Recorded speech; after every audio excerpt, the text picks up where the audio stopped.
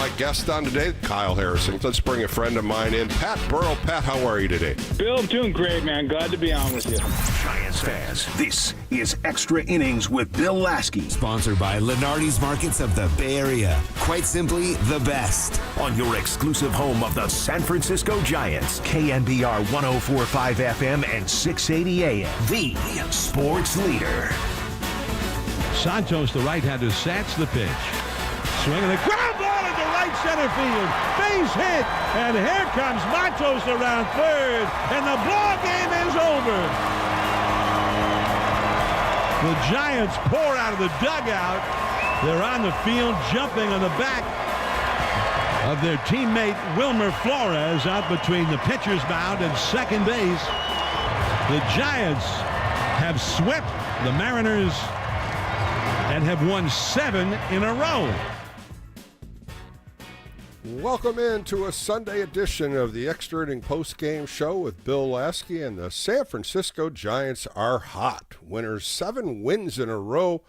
A come-from-behind game in the ninth inning. The Seattle Mariners tied it up, and Wilmer Flores gets a base hit to score Matos, and the Giants pull it out 5-4 in front of 41,000 Giants fans. And what an exciting finish once again. The second walk-off in 3 games. They walked it off on the Friday opener. Yesterday, a great game to pull that out. And today, they took a 4-2 lead. And the Mariners chipped away and tied it up in the ninth. And they come through with a win in the bottom of the ninth. Right now, 8-1 percentage points over the Dodgers. They're 9-2.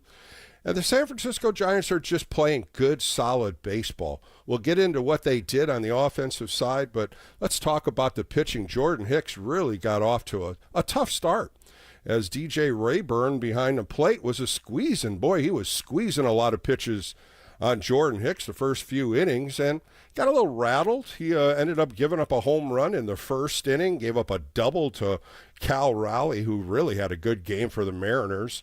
Gave up another home run in the third inning to Cal Raleigh again. And here we go. The Giants were down 2-0 early part of the game. In the fourth inning, they tried to chip away from Brian Wu, who really was throwing the ball extremely well through 3 innings, 32 strikes and 41 pitches. But they had a different approach going into that fourth inning. An 0-2 pitch to Willie Adames got up, and he knocked it out to left center field for a base hit. And from there on, the Giants started pushing the ball the opposite way. It worked extremely well today. Jung-Hoo Lee, his second hit of the game, a fastball up, a 1-2 fastball, and he pushed it out to left field. It's first and second. Matt Chapman flies out to right field. And here we go, Elliot Ramos going inside out, pushing a ball out to right center field for a base hit. 9-game hitting streak for Elliot Ramos right now on a 1-1 fastball, and he drives in the first run for the San Francisco Giants in the fourth inning. And the first pitch that Mike Yastrzemski saw in his second at-bat against Brian Wu, he drove it out to left center field. Just a nice fastball up and away, and he got under it. 379 feet for his first home run of the year. 3 RBIs for that home run for Yaz. And the Giants take the lead 4-2. They come back. The Mariners chip away, like I said, in the sixth inning. Jordan Hicks goes out there, hits the first hitter, Luke Raley. And this was something that as a pitcher, he never even moved. He just kind of turned his knee into the ball. But it was fair. I mean, that's what happens with hitters getting hit. And it really started a little downfall for Jordan Hicks. He got fly ball from Tellez. And then Dylan Moore got a base hit. And sure enough, right then and there, what happened is Bob Melvin ends up taking him out of the game and brings in Randy Rodriguez. And Randy's been pitching extremely well for the San Francisco Giants. And what does he do? He gives a base hit, and he forgets to back up home plate. The throw by Luis Matos gets by Patrick Bailey, but Rodriguez wasn't anywhere behind it. Runners move up to second and third. A big blunder right there that could have really hurt the Giants. He comes back and strikes out Crawford and gets a fly ball by Victor Robles, and he gets out of the inning. So they get unscathed. They still have the lead 4-3. And Tyler Rogers comes in, throws 9 pitches, 7 for strikes, goes 1-2-3, a fly ball to center, 2 ground ball outs. Really, really nice pitching once again by Tyler Rogers. Eric Miller follows up Tyler Rogers, gives up an infield hit. Matt Chapman just couldn't get a hold of the ball, diving to his left by Solano. A base hit by Garver right after, and it's first and second, nobody out. Gets a pop-up on the infield. An infield fly rule was called. And sure, here he goes. Randy Rodriguez with a nice slider to Ryan Bliss, and he gets a 5-4-3 double play. Just a huge, huge ground ball for Eric Miller at that time. And the Giants are prevailing, 4-3 still, as they were going into the ninth inning. And Camilo Duvall trying to shut it down. Ryan Walker got into the game yesterday for a save. He just couldn't get it done. He ends up giving up a run, ended up loading the bases. But he got out of it with a little pop-up to Matt Chapman with bases loaded. And sure, here we go into the bottom of the ninth. And their closer comes in, Gregory Santos. Walks Yaz on 4 straight pitches. Matter of fact, he goes 2-0 on Luis Matos. 6 straight pitches for balls. Luis Matos grounds out. He's on first base, and this was the play of the game. Patrick Bailey hits a ball deep into right field. And, Victor Robles, what a tough play. What an aggressive play. Going into the corner, grabs the ball into the net, really hurts him, jumps out. Ball kind of falls out of his glove, but it was just a sensational catch, something we don't see in these nets, and he really took it upon himself. Preliminary, what they're talking about now, preliminary testing, shoulder, could be an elbow, could be a forearm, the whole left arm. He was in pain. It was just tough to watch if Giants fans watching the whole play on replay on the board, and we're watching it at home. Just a great aggressive play, but a hard injury and just a tough injury. And we hope that Victor Robles is better, and we'll find out more about it in the next couple of days if he'll go on the IL or not. But that ended up getting Matos to second base because the ball was out of play, so they advanced him to second base. Wilmer Flores coming up to pinch hit. He didn't waste time. He hit the first pitch he saw, a cutter, looked like a way, and he just punched it out to right field for a base hit. That was Wilmer's 13th time a walk-off hit for a game winner. 13 times since 2014, Wilmer Flores did it, and that was his 12th RBI of the season. The Giants walk it off and extend their winning streak to 7 wins in a row as they win this one 5-4. 5 runs, 7 hits, 1 error for the Giants, 4 runs, 11 hits, no errors for the Seattle Mariners. The Mariners now fall 3-7. The Giants are now 8-1.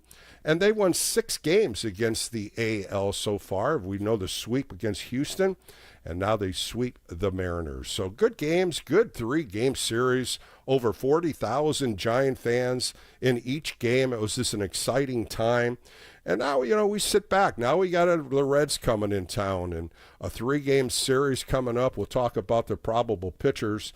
Tomorrow, Hunter Green against Logan Webb, the matchup of opening day in Cincinnati. And we're going to be right back at it against the Reds for a 3-game series. First game tomorrow at 6:45 right here on KNBR. We're going to take a quick break, 808 KNBR. If you're at the game coming out of there, give me a holler. Let's talk about this hot Giants team.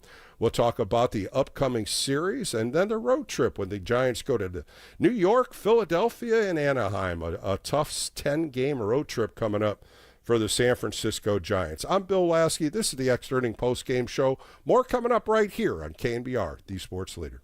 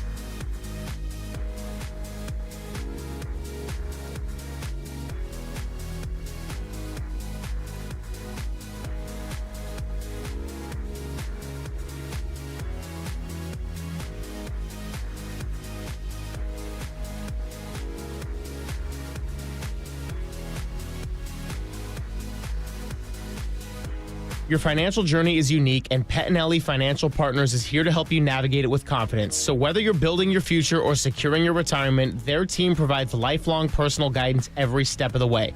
Start planning your financial journey today. Learn more at PettinelliFP.com. The financial consultants at Pettinelli Financial Partners are registered representatives with and securities offered through LPL Financial, member FINRA, SIPC. Investment advice offered through Stratus Wealth Partners, a registered investment advisor. Stratus Wealth Partners and Pettinelli Financial Partners are separate entities from LPL Financial.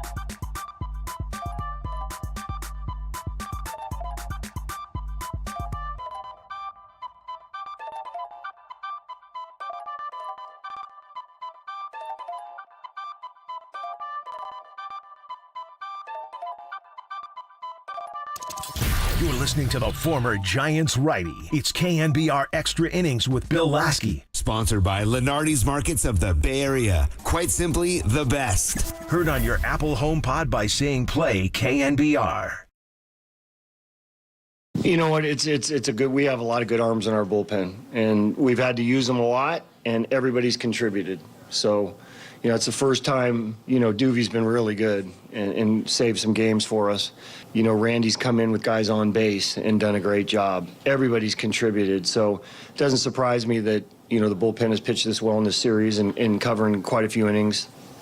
And then as far as the team goes, just continue to build on big at-bats and big wins and trusting each other and spreading around down the lineup. Just a lot of good things happen. And to have winning streaks like this, it's not just going to be one or two guys. All right, back on the Extra Inning post-game show with Bill Laskey as you're hearing some post-game remarks from Bob Melvin. And no question about it, the numbers and statistics on this team after 9 games have just outstanding when you're looking at a team earned run average under a 3, or right around a 2.8. The bullpen earned run average under a 2, about a 1.7. How can you not be happy with the pitching so far with the San Francisco Giants? He talked about Camilo Duvall giving up that run. He has been solid so far this year, and today they just inched it out. A base hit by Arozarena had a nice 2-2 count. He really threw a nice slider to him. He just went down there and got it. Arozarena, that was his first hit of the series. So it was a good matchup. It was a good game. The Mariners bounced back, but again, in front of 41,060 people, the San Francisco Giants rally in the bottom of the ninth to take a walk-off home, a base hit by Flores, and the Giants end up winning. You know, so many things happen in this game, and I just talked about it a little bit on the adjustments of the hitters, trying to go the opposite way with Brian Wu. Hitters see that the first time up, how he pitched. And, you know, Brian Wu was one of the best pitchers that the Mariners had last year, and he is one of the top pitchers in the AL. He only had 13 walks last year and 101 strikeouts. Today, he only walked 1, so he was around the plate. When you look at his numbers, 89 pitches, 67 for strikes, 18 first pitch strikes for 24 plate appearances by the Giants. That's just telling you what he threw up there. Fastball, sinker, slider, a changeup, a sweeper.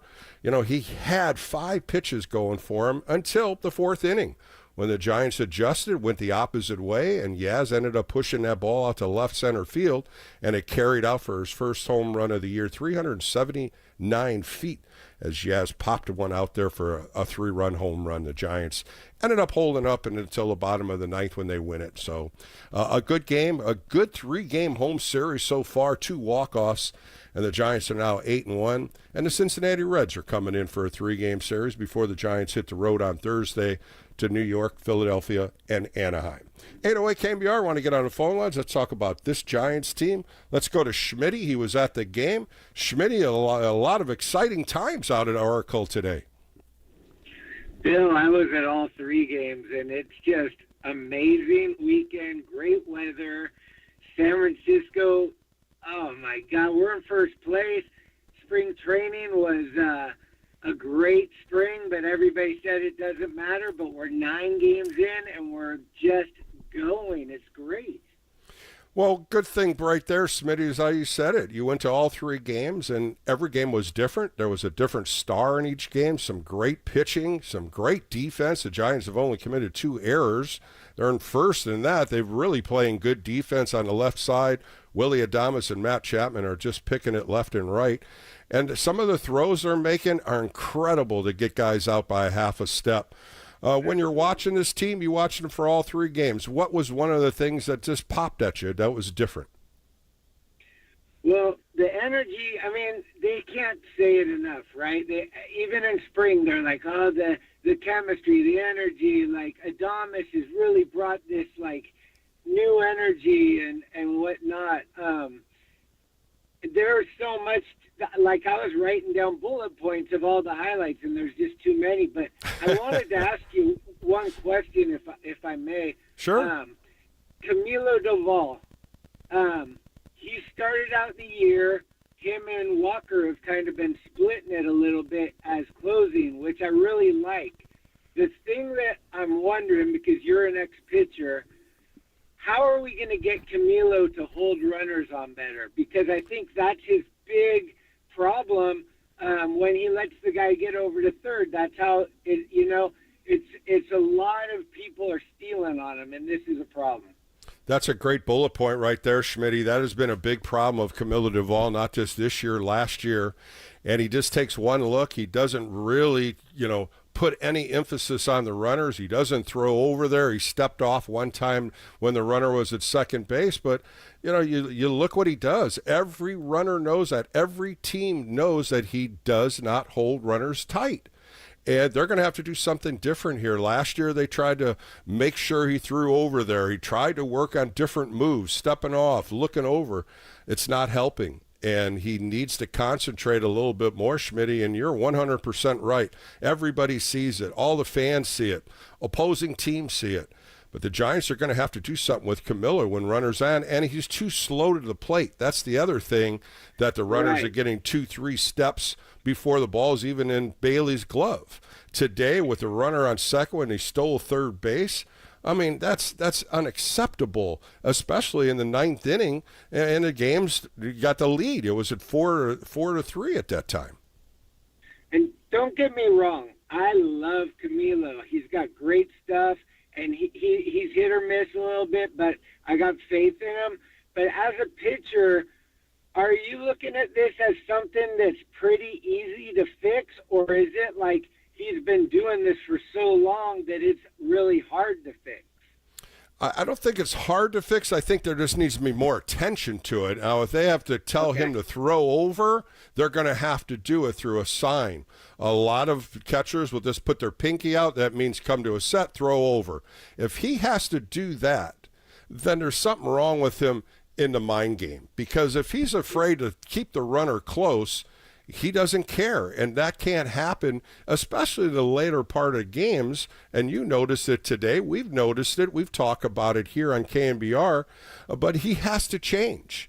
Can he change? He's going to have to change, because there's no question Patrick Bailey doesn't have a chance throwing these guys out with the leads they're getting, their secondary leads, and they're sliding into second base before it throws, even catching it, So that is a big concern, and I'm right there with you, Schmitty, and that's a great bullet point today.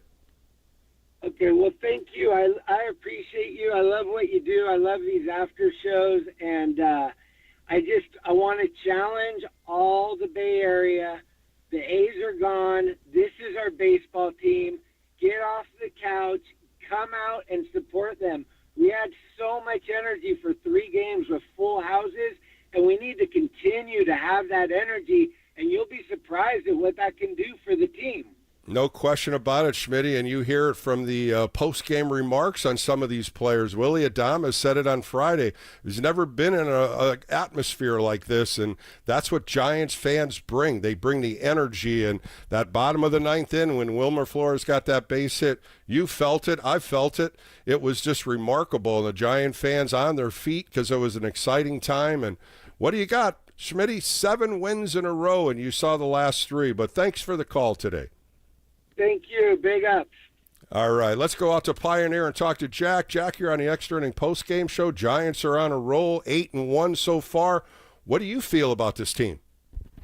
Well, Dr. Laskey, my condolences. Your psychiatry business must be really hurting right now. Well, right now, nobody's knocking on the door, Jack, and that's fine with me because this team is playing really good baseball defensively, offensively, stealing bases. They stole their 12th stolen base in 9 games. All the things, Jack, you and I talked about last year, they've changed to the prior of doing something better. And Bob Melvin talked about it in spring training, and they're turning the Jets on. Well, this is a great segue, what you just said. Mm-hmm. Studying last year's team versus this year's team, there really isn't much personnel change other than Adames. And Bomel and their staff must have been really handcuffed by the Farham regime, because you look at Oracle Park, it is not a home run hitting park. So you've got to play baseball. Have good pitching, have good relief pitching, move the runners along like Bochy used to do, play good defense, and you're going to be in basically every game. I like what you said right there, Jack, about not having a home run ballpark, which is true. Yastrzemski's ball to left center carried. That was a nice home run today. But I liked what I said earlier about the hitters making adjustments against Brian Wu and going the opposite way. And they did that so well this in that 4th inning, especially Elliot Ramos getting that ball inside, going inside out to right field to get the first RBI of the game. And you had Jung-Hoo Lee both times. He had a double in the 1st inning, a base hit in the 4th inning, going the opposite way, hitting it right down the third base line. I think the adjustments that Pat Burrell and Damon Minor are doing in the dugout, showing these guys what they can do after each at bat. You see them talking to so many hitters.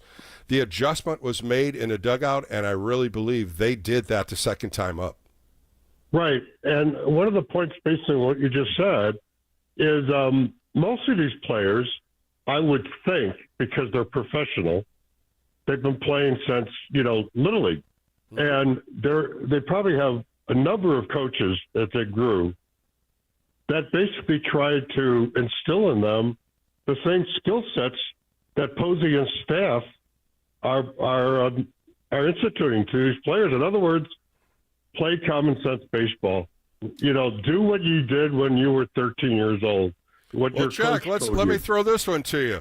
How many times did you see Buster Posey hit that ball inside out and go to right center field? That was one of the clutch things he always did. He stayed deep. He watched the ball deep into the zone, and he muscled those balls out to right center field. And I think that's what Pat Burrell, Damon Minor are trying to get these guys to do, where you don't go up there and try to drive the ball out of the yard. Sure, there's going to be opportunities that way, but I sure like the runners in scoring position. They're second with over 350 batting average with the runners in scoring position this year, Jack, and that was a big hole in the batting order last year where they couldn't get anybody, and we were talking about that all year last year with runners in scoring position. 1 for 11, 2 for 14, and they're doing the right thing this year. Yeah, they were trying to do too much, and they probably, quite frankly, skill set wise, they weren't built for that because, like I said prior, they probably knew how to run, hit the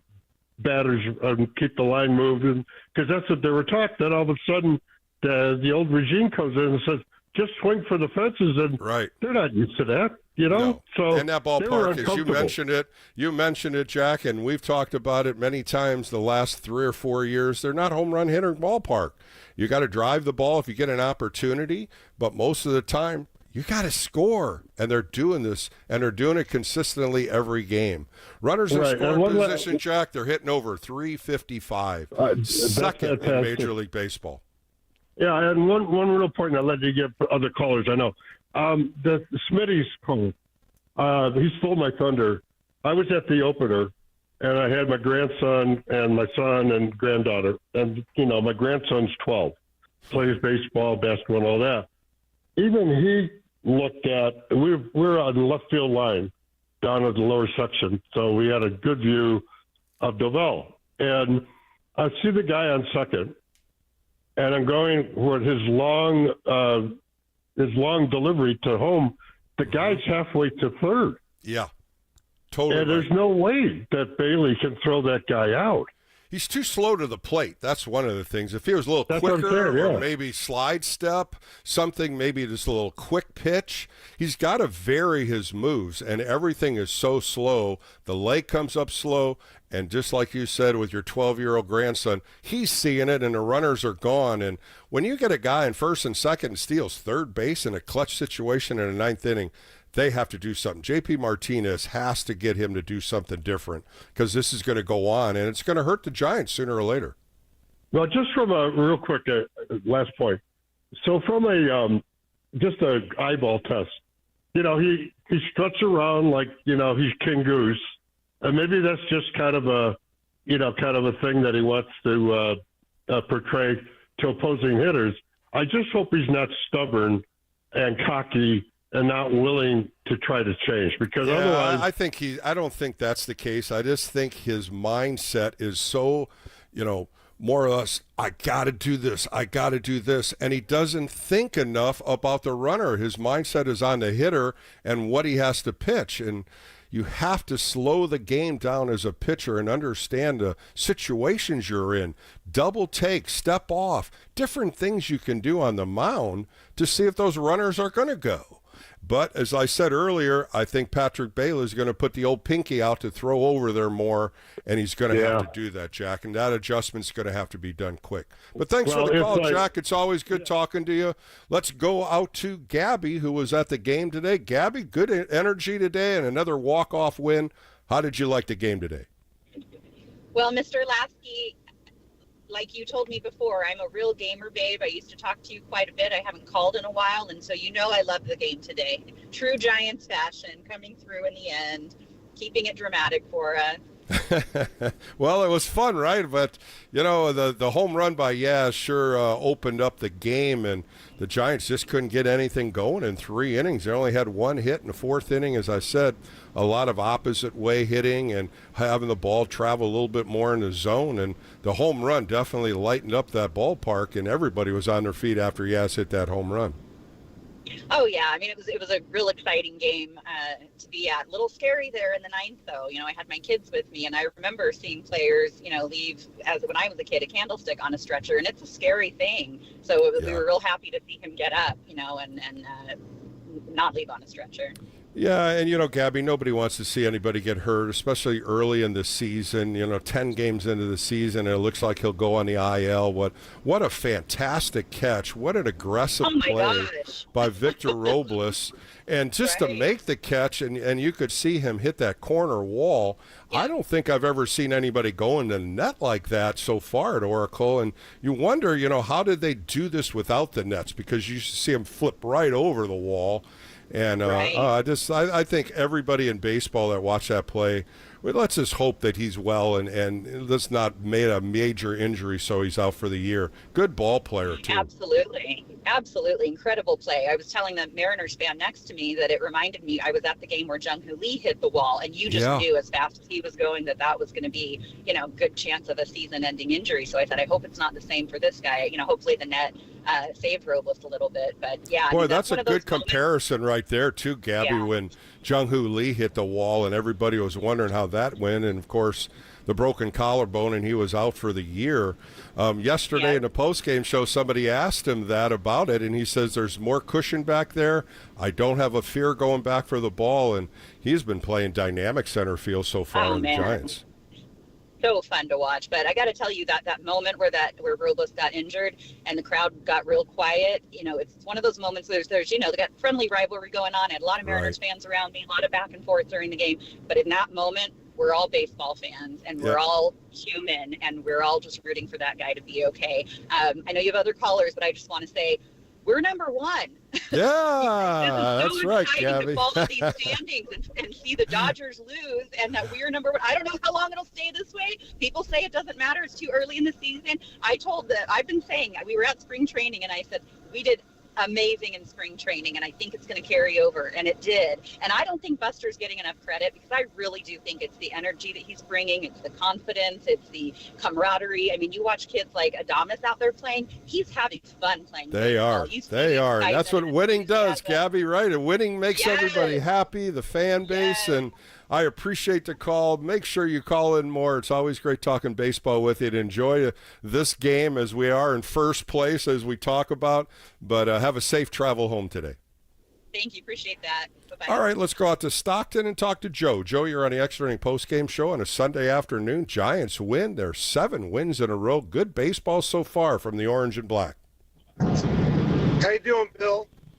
Doing good. I just, Gabby, one of the fan favorites, calling in the show. She's a gamer babe, and she was at the game today and some exciting times. But I think we all have to wonder about Victor Robles. He really made an extreme great play in right field, and he's injured now. And she made a great comparison of Jung-Hoo Lee last year when he jumped against the wall and ended up getting injured. And let's just hope that he's better and not a year-end injury. Well, you've known, though, through your career, you've seen how guys you think are going to have great careers and then injury happens, man. It's tough to see stuff like that. I really feel for a guy. Yeah, good player, too. I mean, he's been playing very well, leadoff hitter, and 2 for 5 today, and he got a base hit in the 9th inning, stole third base, and he was just that aggressive player, and you can't take the aggressiveness out of anybody, especially infielders, outfielders going for the ball. How many times we've seen Matt Chapman go up against the wall, trying to catch a ball into the zone. You saw Lamont Wade Jr. doing it. Yaz dives all the time. You can't tell somebody, don't go for the ball. You might get hurt, because that's not the big leagues. I was going to say, though, I got to say, we didn't get we got Adamas. But, I think the key is, and I think you feel this way, I was like my Nirvana with the Giants. It's all about pitching. They brought in Verlander. We've got Robbie Ray. We've got some guys, and I think they're going to groom some of these younger guys and get them to play like a team. Adames is just – his smile's going to carry a lot of weight, and he's a player, man.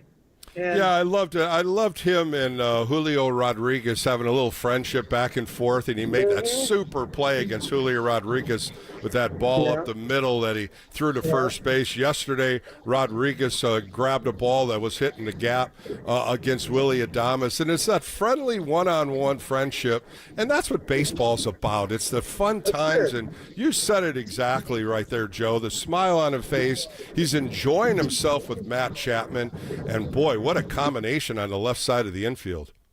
Yeah.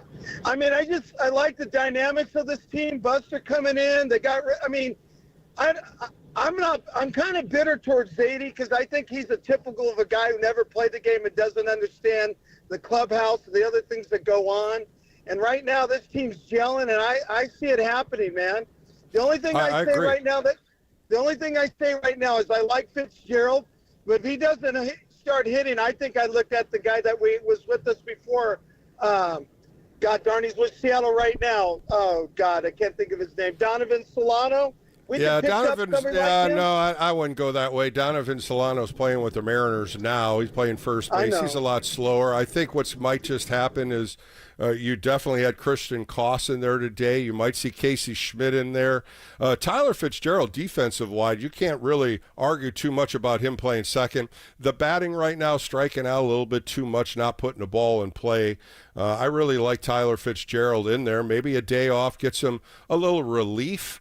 But I still think he's your best second baseman in that position. Yeah. I just think, when we won the titles, we always were strong at second base. We're strong up the middle, man. Yeah, strong up the middle. You hit that right. Middle. Yeah, you definitely did. And I think, I don't know if you saw the special on Trey Turner about when Philadelphia, because you know how rough they are in fans. Our fans aren't rough like they are in Philly. No, but, not at all. Not at all. That's why I told a buddy who was a big Red Sox fan, I said, Pablo ain't going to last there with you guys. Your fans are too rough in Boston.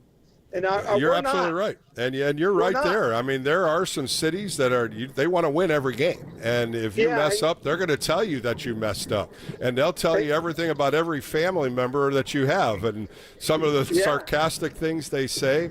It's just hard baseball. But, boy, when they win, they're going to be on that bandwagon right with you. But you know what? It's just, Joe, it's early in the season. Pump the brakes a little bit. They're 8-1. Good baseball, good fundamental baseball, good defense. And let's see where this goes because the Reds are coming to town. But thanks for the call, Joe. I appreciate your time today. All right, we're going to take a quick break on the Extra Inning Postgame Show. Have a few callers on hold. Don't go anywhere. We'll take a quick break and come back with more right here on KNBR, the Sports Leader.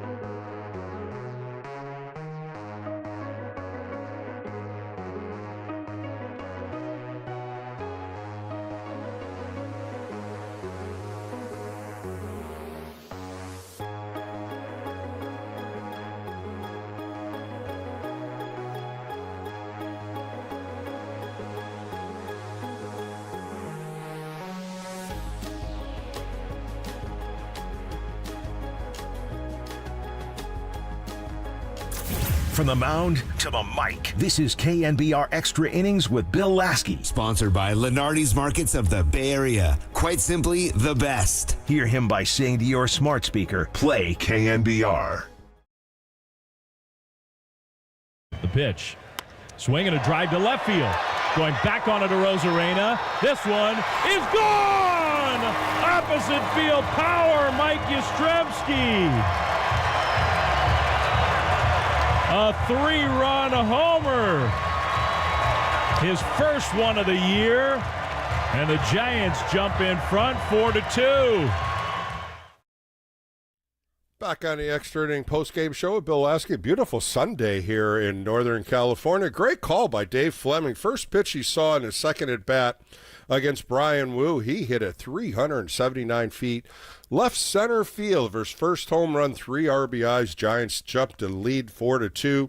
Ended up getting the game tied in the top of the ninth. And Wilmer Flores, once again, 13 times in his career since 2014, got a base hit to right field. The Giants walk it off against the Seattle Mariners, 5-4. First time they've swept the Mariners in the history of batting against each other. There were 24 and 25 all-time coming into today, and now the Giants have a 1-game lead. 10-6, or I should say 11-6 at Oracle against the Seattle Mariners. Giants are winning. There, boy, 2 out of 3 against Cincinnati. They swept the Houston Astros. They sweep the Seattle Mariners, and now the Cincinnati Reds come back in. And a good 3-game series, no question there. Hunter Green on the hill tomorrow against Logan Webb. That was the matchup on opening day in Cincinnati. Landon Root takes the ball on Tuesday against Nick Lodolo. He was really good against the San Francisco Giants when he pitched against them in Cincinnati. And then the final game, it's a Wednesday afternoon game, 12:45. Justin Verlander against Nick Martinez. Those two battled each other in Cincinnati. And then the Giants fly out to New York on Thursday, a 10-game road trip. The Yankees for 3, Philadelphia for 4, then they fly back and play the Anaheim Angels for 3. So a tough 10-game road trip. We're going to find out a little bit more about this team as we get into the first third of the season, as they're 8-1 right now, 9 games, and really, really good baseball at Oracle Park for the last 3 games since the home opener on Friday. Later on in the show, I had 2 great interviews. I talked to Mark Hallberg, caught him right at the end of spring training about some of the duties he has at first base, some of the things he does, some of the things he has to have the knowledge of, all the information that he grasps when new teams come in, knowing different moves from the pitcher, knowing different arms from the outfield. So really good stuff there for Giants fans to understand what Mark Hallberg as well as Matt Williams do way before anybody steps on the field. And then my other interview, good friend Jamie Moyer, pitched 25 years in Major League Baseball. That's right, 25 years. He was an all-star with the Mariners, a World Series champion with the Phillies, and he's on the Seattle Mariners Wall of Fame. And just a good baseball talk with him, a lot about pitching and some of the things that he did to establish himself for 25 years. That's all coming up later in the show. All right, let's go back to the phone lines. Let's get out to Foster City and talk to Isaac. Isaac, you're on the Extra Inning postgame show. How's your day going? Oh, it's going good, Bill. It's good to talk to you again. It means baseball season's back around. Spring's coming in. Great weather. Giants are playing well. I got just a couple of things. One, I think this start shows, one, spring matters. So anybody who said that spring doesn't matter doesn't know baseball. 2, culture. The fact that we've got Chapman, Adames, and Lee have played, I think, every game so far, and gives Giants fans, when they come to the park, they expect to see those guys playing, where last year and the past, 4 or 5 years, it's been, I don't even know who's hitting, or I don't know our left fielder, or, wow, I was getting Twitter updates every day for all the guys going down and up, which I think overall hurts the team atmosphere, because you've got older guys who may be trying to mentor some of the younger guys, and they don't know who's in the clubhouse, and you can't build relationships the same way. You are so right, Isaac. Well, I'll stop you right there. You are so right. and how many doors opened back from the waiver wire. How many different things did Farhan Zaidi do to change the culture, try to change the culture? There was no chemistry in that clubhouse. The last couple of years, sure, they won 103 games, but it wasn't the same. Baseball wasn't baseball back then. Analytics played in front of everything. The lineups were made by him. Lineups were made from the computer. This is what Buster Posey did. He changed it to bring back baseball. You heard him when he talked about it when he first took the job, president of baseball operations.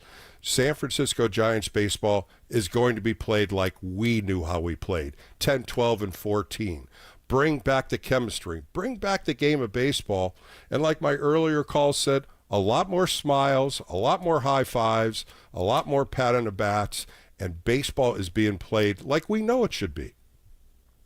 Yeah, and so I'll dive a little. So I was just looking at some stats the other day, and Giants, I think, have it's like 5 or 6 guys who are above 160 WRC plus, which for people who don't know, that's runs create. It's their ability to create runs, which I don't know where that ranks in the league, but that just shows me that it's small ball, which is something that I love. I'm a big, I wish the sacrifice bunt was used more, and I love stealing and all of the little things of baseball, because that's what I grew up in 2010, 2012, and 2014. Those were the Giants teams. We weren't going to hit, 120 or whatever, I don't know, the home. We weren't going to hit. We weren't going to have 30 home run guys.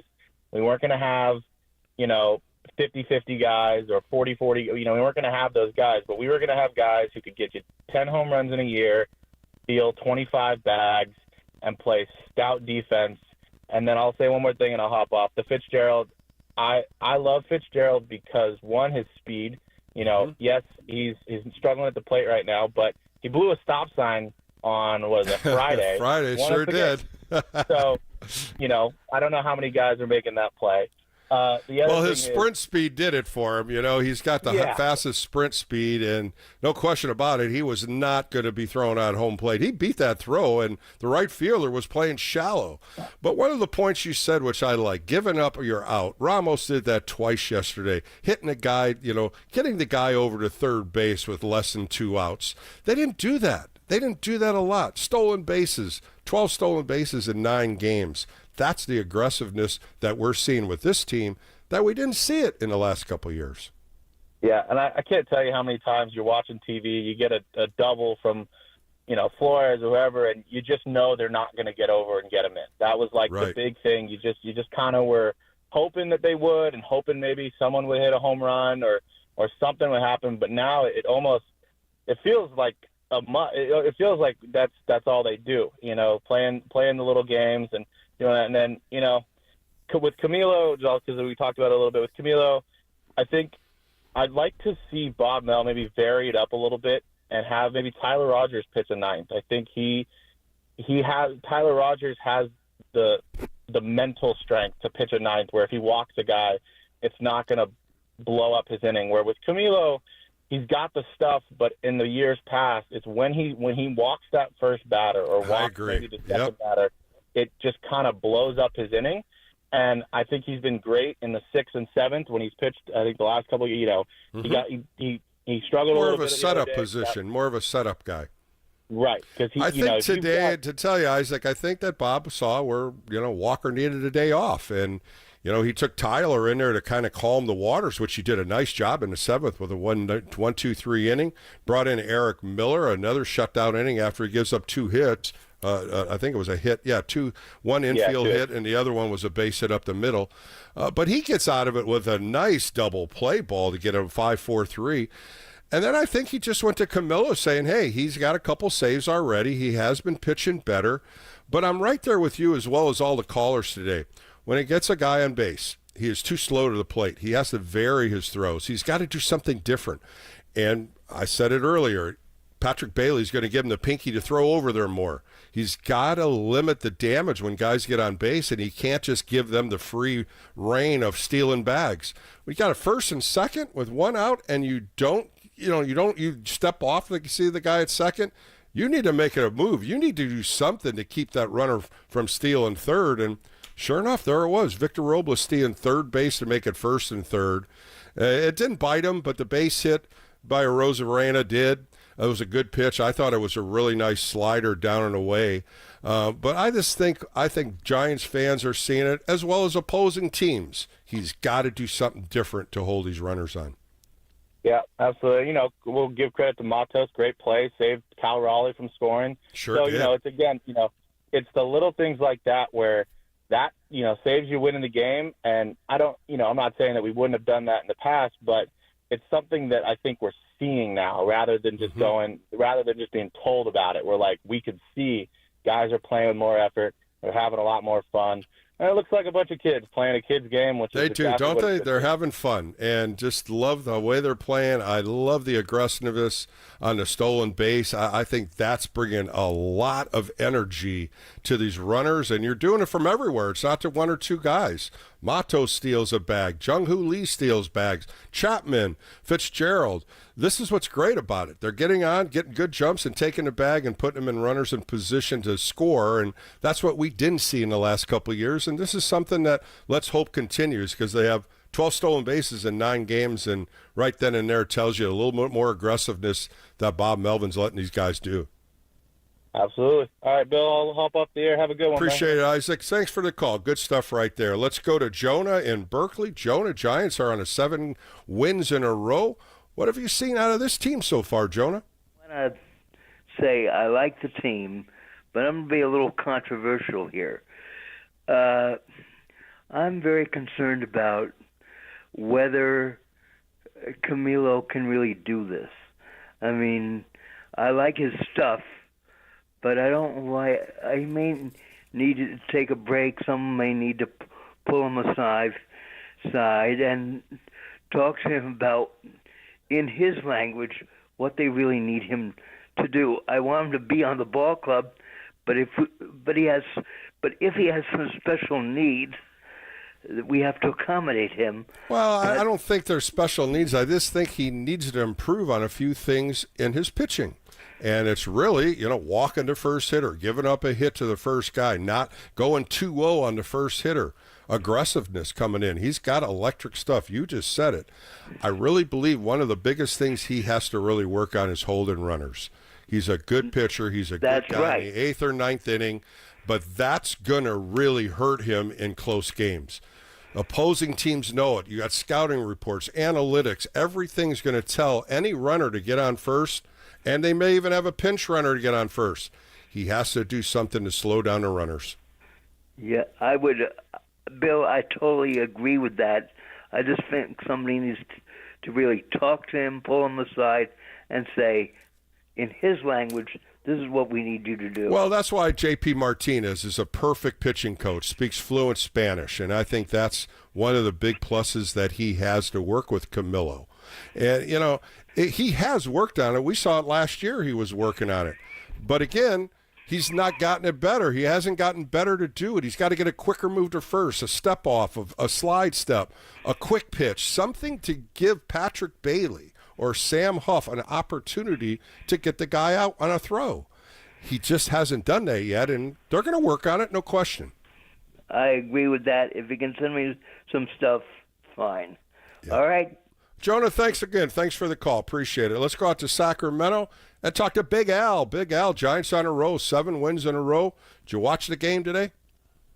Mr. Bill, I sure did. My usual 2 to 3 calls a year. I could call more. Okay. You said pump the brakes.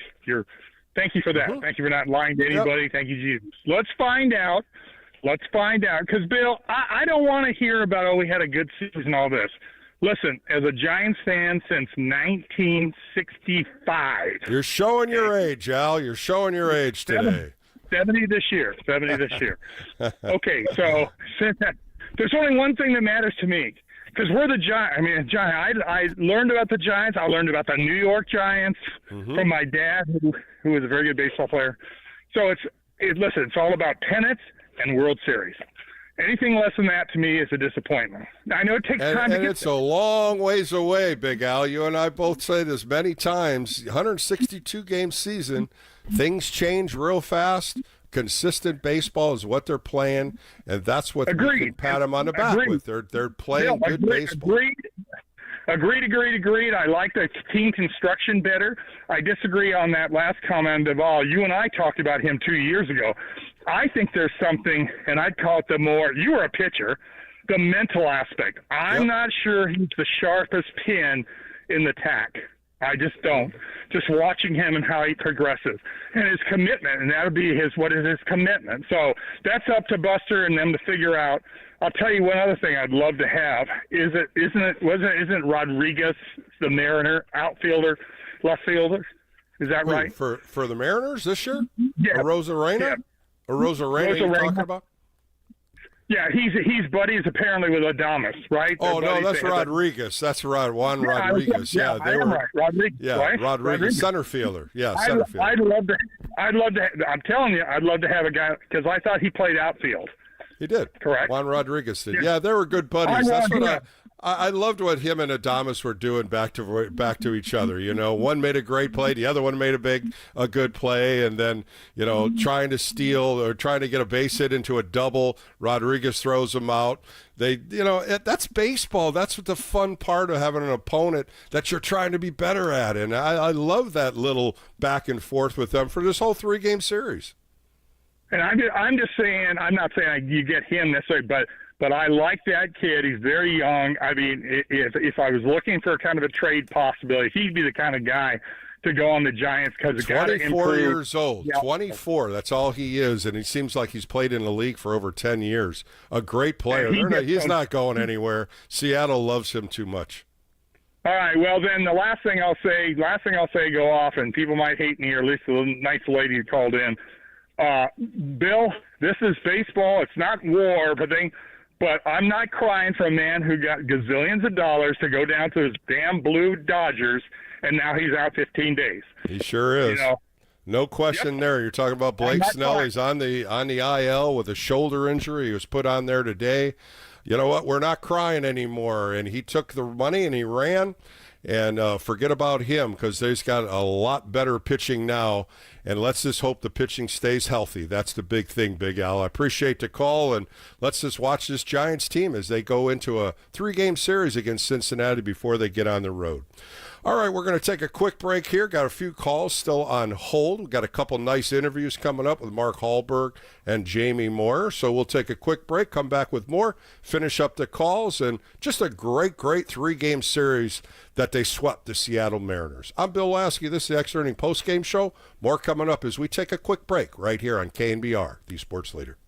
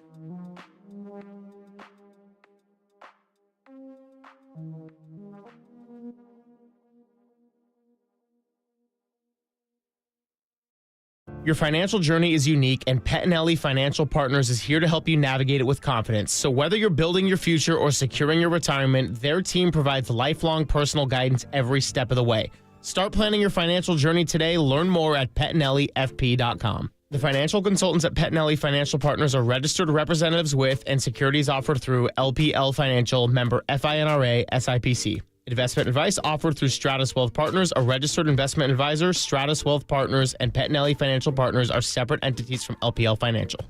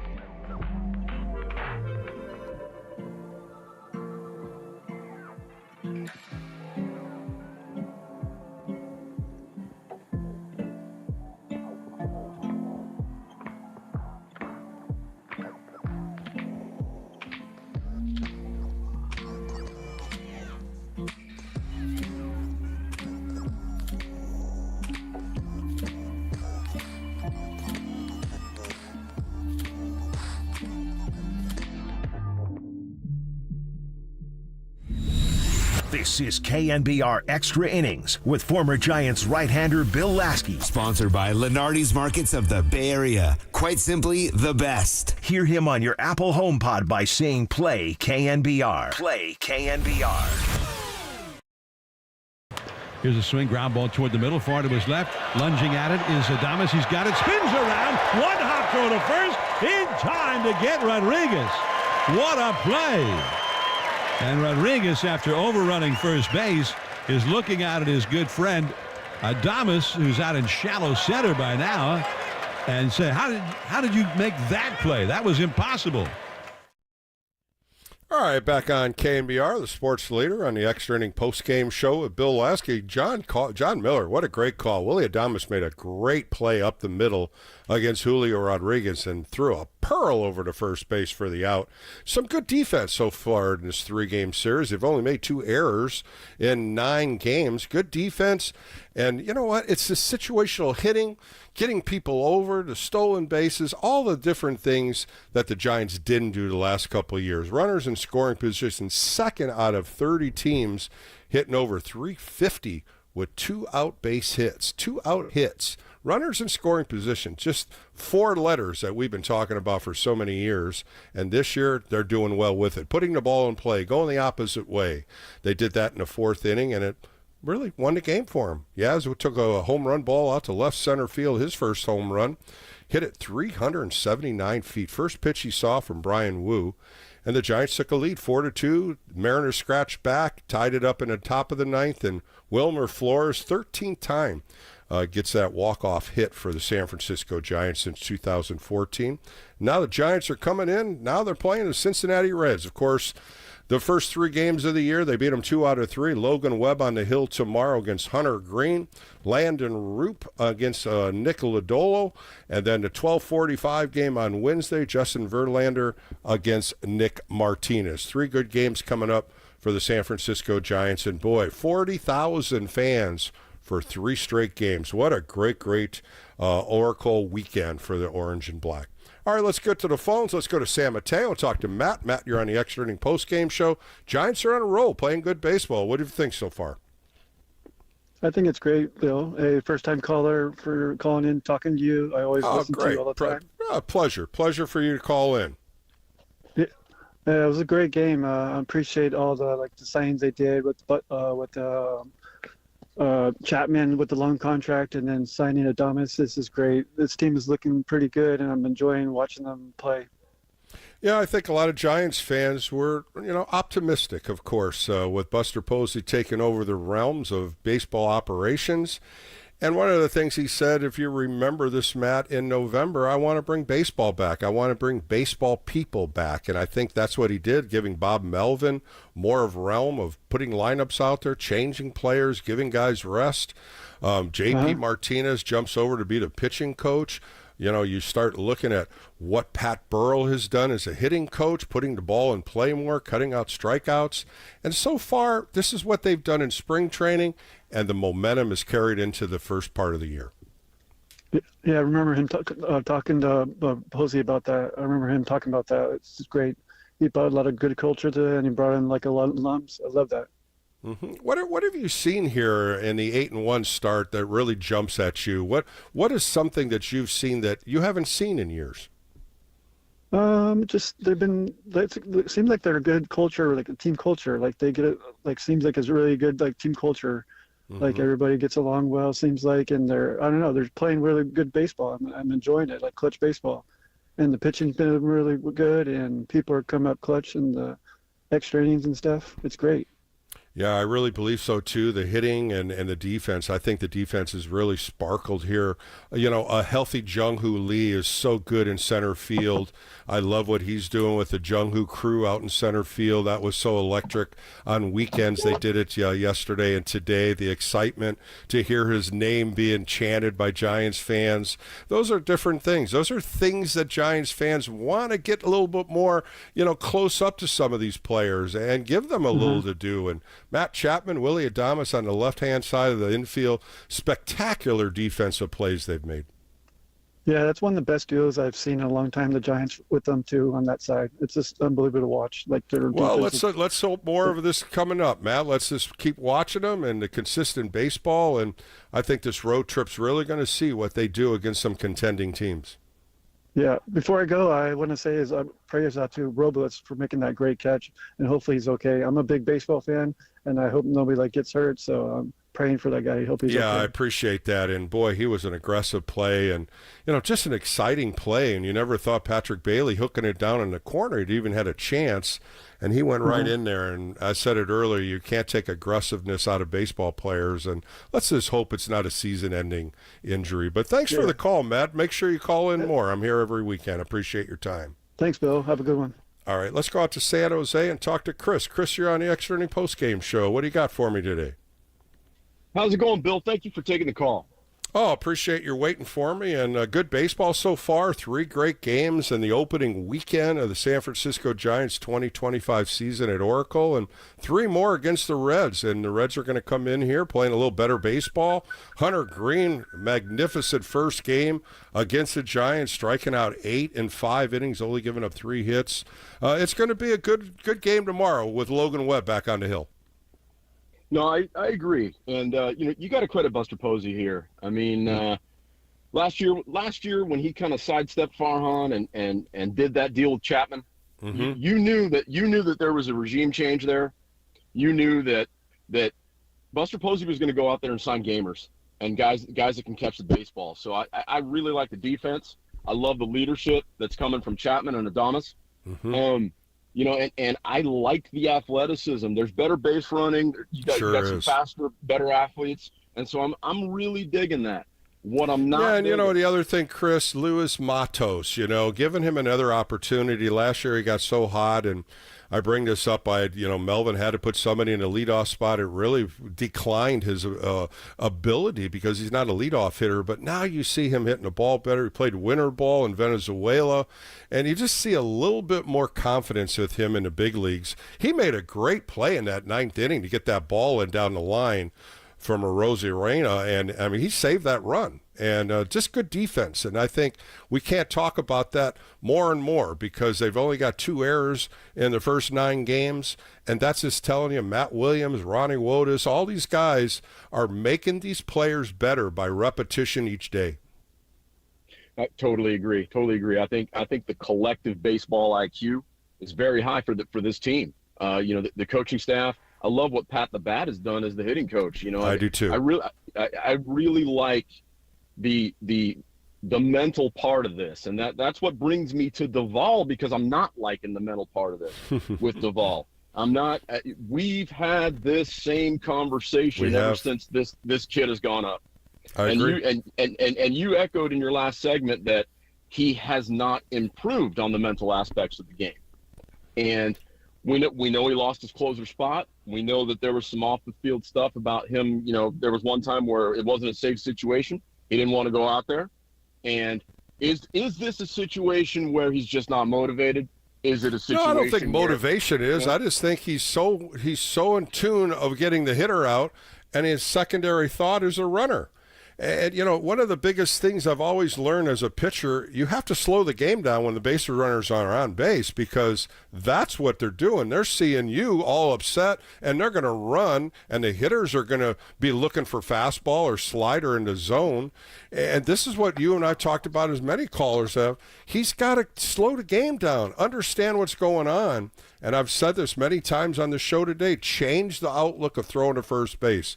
Step off. Throw over, a slide step, come to a halt, maybe pitch out a little bit more. They have to do something to get these runners slowing down on the bases. We see it as fans. I see it as an analyst. The opposition sees it through analytics. The Giants are going to have to do something different here, and they can tell him throw over 10 times in a row. Will he do it? I think maybe start throwing some pitch outs. I think that could help them. I completely agree with you. Getting him to do these things, right? Because he's not doing these things. If we can't get through to him, if nobody can get through to him, you got to get something for him. You know what I mean? Yeah, and I think that was a lot of discussion over the winter. And listening to some of the interviews, Buster Posey caught him, if you remember, when he first came up. So Buster Posey knows what kind of stuff he has, and he's given him a leash again. Forget about last year. Let's see this year. Bob Melvin raved about him in spring training. Casilla was there. Petit was there. A little more relaxed Camilo. He came out throwing the ball very well for him. Today, just looked like the old Camilo, just like you just said. He just didn't have that extra fire, the gut wrench when you can throw a ball by him.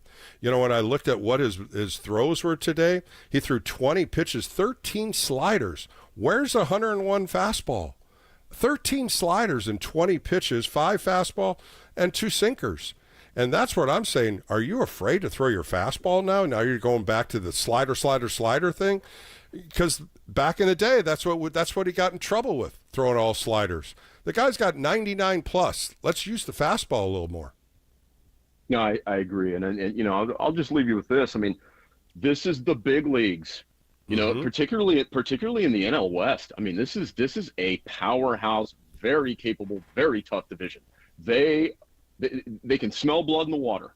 If you're not able to execute, if your baseball IQ is not where it needs to be, everybody in the NL West, the Dodgers, the Padres, I mean, even the Rockies, the Diamondbacks, they are going to take advantage of you. And I just think there's such a good thing going right now in that clubhouse. There's such a good thing going with their execution. You got a lot of good baseball players. You got a lot of smart baseball players. They are executing.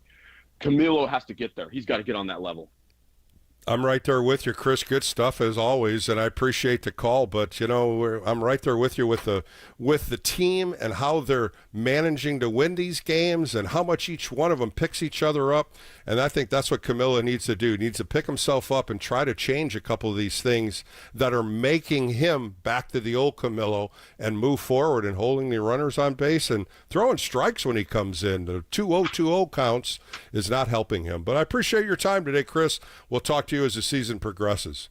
All right, let's go out to Berkeley and talk to Andrea. Andrea, a good game today. The Giants have now swept the Seattle Mariners. They swept the Houston Astros, and the Cincinnati Reds are coming to town.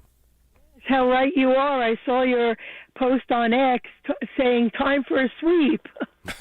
So from your I you know, it's always good. You know, you always want to win series. It's so hard to beat a team 3 straight, and the Giants pulled it out today. Right, how sweet it is. Very well done. That was awesome.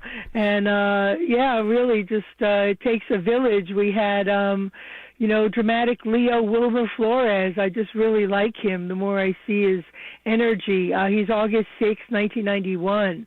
And when you do the first letter of walk, off, win, it's wow. So walk Only off, you, win. Andre. Only you can pull that one off. I know. I was just, looking at all the different factors in this, and that was a really dramatic walk-off win. You know, you think about it, Andrea, he's standing there, and Victor Robles, they couldn't get the card out fast enough. He's already on the on-deck circle.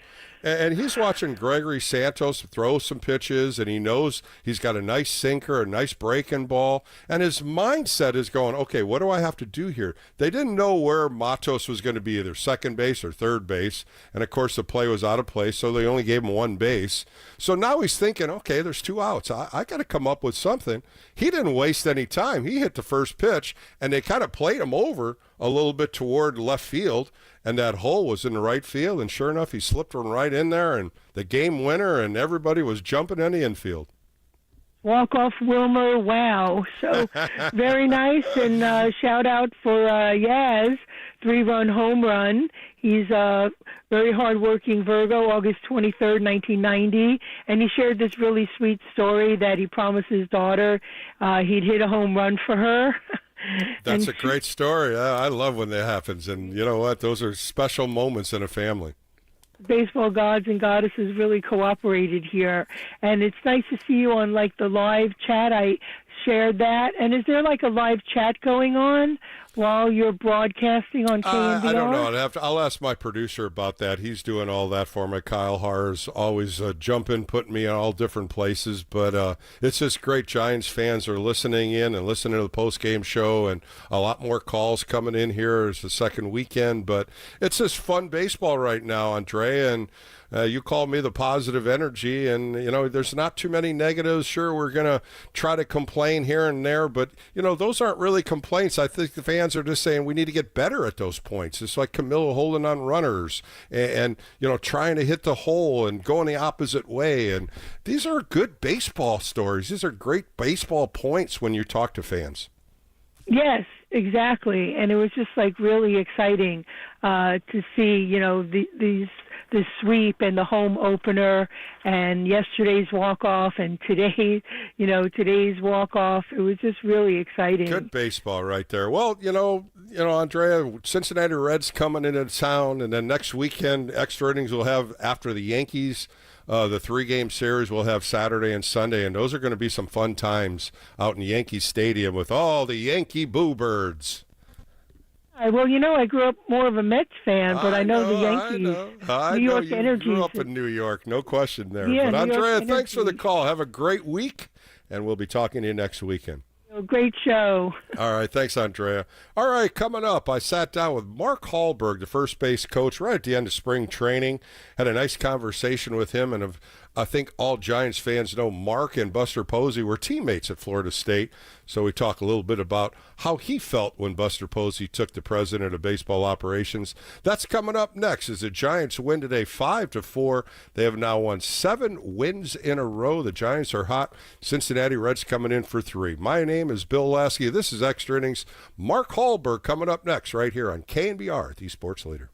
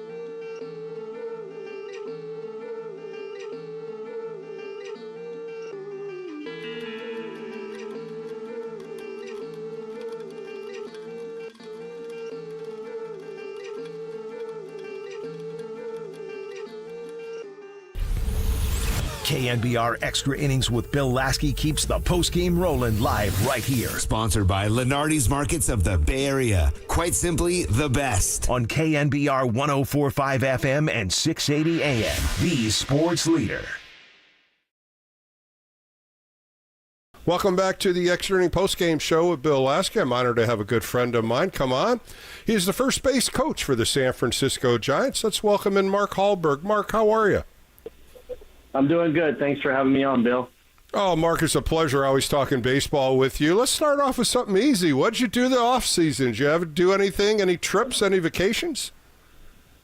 Not too much. I mean, family time. I like to fish and spend time with family and friends. So I didn't do too much. I did sneak out to Mexico. I went to Cancun for the first time, and that was a good trip as well. Mark, are you a golfer? Do you do any other sports? I love to golf. So fishing and golf are my two hobbies. And my mom actually played college golf, so she's still the best golfer in our family, and she's got bragging rights over all of us. So we try to bring her down each year, and she still always beats us all, my brothers and I. That's great. Hey, let's talk a little bit about spring training. Spring training running down here. Opening day, of course, is right around the corner, March 27th in Cincinnati. Tell us what you've seen so far. Well, the team's doing really well. I mean, the things that I've noticed, and I think the things that we've talked about are pitching and defense, and I think that's definitely going to be a strength of ours if we're healthy. And Justin Verlander has looked great. Logan Webb has looked great. Robbie Ray has looked great. Jordan Hicks is looking really strong as well. And then some of our younger guys, Landon Roop, Birdsong, and Harrison are kind of competing for that last spot, and that's a good spot to be. And then our bullpen has pitched well all spring. And so, as long as these guys stay healthy towards the end of the spring training and head into the season with the wind at their back, I think it'll be a successful spring. Oh, no question about it. And as you said, the starting staff is starting to advance, getting more pitch count in, trying to expand it a little bit more. Logan Webb, of course, will be the starter on the 27th. When you look at the bullpen mix, is it a mixture now? A couple of these guys are getting their second year, third year in. A little more momentum, a little more confidence coming out of them? I think so. I think that's well said. And I think even Camilo Duvall maybe had a down year for his standard. I mean, the year before, 12 months before, he was maybe the best pitcher in the All-Star game, and he had a few bumps in the road along the way, but then Ryan Walker emerged, and so now you get a good Camilo Duvall throwing the ball with a Ryan Walker who had all these great experiences. That you get another arm back there. And Eric Miller from the left side is coming back for his second year. Rogers has been just super stable in his role, and I think Randy Rodriguez also has had some great experiences as well. So I like our bullpen a lot, and I think it's well said that coming back with a year of experience is going to be beneficial for them. That voice you hear on the Extra Inning postgame show is the first base coach for the Giants, Mark Hallberg. Mark, you love defense. I know you love talking about defense, and of course the strength up the middle. Bringing up Willie Adames, one of the better shortstops, and now Tyler Fitzgerald and a couple other guys, Brett Wisely, maybe even Casey Schmidt, are kind of fighting into a role of playing more infield. What have you seen up the middle defense so far? It's been great. I think it adds more depth. I think Tyler Fitzgerald had a great rookie year. He finished around 280 batting average, I think, with 15 to 20 homers and some stolen bases, and sliding him over to second base, I think, will be a little weight off his back, adding Willie, right? I mean, Fitzy can kind of focus, and second base is still a demanding position, but it's not like playing short in the major league. So to have Willie Adames step in and his leadership, I think I'm probably a little bit biased, but I think we have probably the best left side in baseball with Willie and Chappie there. And then, you mentioned Wisely and Schmidt, and they're both getting better every year too. So we have some depth there. So I'm really excited about our defense. Flo and Lamont are playing first, and they're still playing really good defense too. But that's going to be a big part for our team this year. We're going to have to pitch, and we know about the high ground ball rate, so we're going to have to catch the ball and play good fundamentals. Yeah, that's where I was going to go next. The corners, of course, Matt Chapman, I believe, is the best in baseball. I agree with you. The left side of the infield, I would love to come out of retirement and have those guys catch ground balls for me, but I can't. But I'll watch Logan Webb do it, Mark. But on the other side, you also have Wilmer Flores, who's coming back from injuries, and Lamont Wade Jr. also. How are they going to play back-to-back? Is that going to be like a combination of playing first? I think so. I mean, Flo looks healthy. He's coming back from an injury, and he's looking great in spring. And Lamont Wade also looks awesome. So, I mean, it's nice to see people come into camp with ambition and motivated to have a good year. And so, you know, it's a fresh year for these guys, and some of them have a lot to play for. And Flo's a total pro, and I don't think he was ever quite healthy last year. So it's nice to have his presence back in the lineup. And I mean, he just gives you almost a quality at bat every single time. And then, not to mention, his strikeout rate is around 15%. So there's a lot more balls in play, which I think is going to be big for us this year as well. Well, Mark, we talked about the pitching staff and the infield. We have to talk about the Gold Glove winner, Patrick Bailey. He just gets better by the year, calling games, understanding the game, talking to pitchers. He's constantly educating the pitchers. What have you seen him and how he's grown into one of the best catchers in the National League? I think he continues to get better, and I think as he gets more experience, I think he's going to be able to pour into his teammates, continue to pour into his teammates with his leadership experience. And I think that is a huge value add, because you know how it is when the catcher believes in your stuff and pours into you. I think you probably feel a little bit more confident in the pitches you're throwing, and you know the ability to rip a ball in the dirt and know that it's going to get blocked and maybe get a chase pitch, and you know when things aren't going well, and give you a little motivation or a pat on the back, or even be challenged sometimes. So I think as he grows in his career, I think that's going to be something that's going to help the Giants a lot, if he's able to continue to pour into his teammates. Mark, your college teammate is now the president of baseball operations, Buster Posey. How would you take that? Were you surprised at that move, and how did you appreciate it that one? What was that first call you made to him, and how did that work out? Well, I'm super happy, and obviously I have some bias behind it, but I don't think there's anybody better to lead our organization. He doesn't need this. And I don't think he has any ulterior motive other than to build a quality baseball team that our community can celebrate. And he experienced that for himself with the teams that won all those World Series. And I think that's what our goal is. And so to bring somebody back who has that type of vision, organization, treats people with respect, has great integrity, and he has a natural ability to make other people around him better when he walks into a room. So I'm really excited about him getting that role for our organization, and I think it's going to be really good for the Giants. Mark, going back in time with Buster in college, you know, we always talk about the sense of being a good catcher, the sense of knowing direction, the sense of feeling out the game. How was he in college? Was he just as good as he was now? Yeah, I mean, it was when he started catching his sophomore year in college, it was just a seamless transition from shortstop to catcher. And I think catching is probably the hardest thing to do in our sport, to be honest. And he made it look pretty easy and seamless. His hands were good. He was able to block the ball. His throwing, I mean, really good thrower. And then also just working with the pitcher, calling the game and doing everything else behind the plate. But I mean, you get all these foul tips and you get nicked up and you get a foul tip off the mask, and then you're trying to figure out how to get really good hitters out, what sequence to throw, and all this, and then you got to go up and try to hit 95, 100-mile-an-hour pitching, every 5 minutes too. So I have a lot of empathy and compassion and respect for catchers, and so but his transition was pretty seamless, and I knew right away when I was playing with him. Buster and Paul Goldschmidt have been the two best players that I've ever played with. And they had some of the similar qualities in terms of their talent, but also their makeup and their attention to detail and how they went about their business. A few more minutes with Mark Hallberg on the Extra Inning Post-Game Show. Let's do a look at what you have to do as a first base coach. There's a lot of things that fans don't understand, all the preliminaries of knowing the outfield and knowing the gaps. What are some of the things you do before you even get in first base coaching box before the game? Yeah, so park factors is one thing me and Matt Williams look at. We'll hit balls around the field and see how the ball caroms off the wall, if it gets stuck, if it's a chain link fence or whatever have you. surrounding areas, right? Overthrows if the ball ricochets well, so we can get an extra base here and there. So park factors are part of that process. Outfield arms are part of that process. And then a large chunk of my time is looking at opposing pitchers, right? And just making sure if there's any low-hanging fruit with their times to the plate, or if they have any tendencies or rhythms, as well as the catchers, right? Their arm strengths, do they drop a knee, do they not, do they throw well with a lefty in the box, a righty in the box?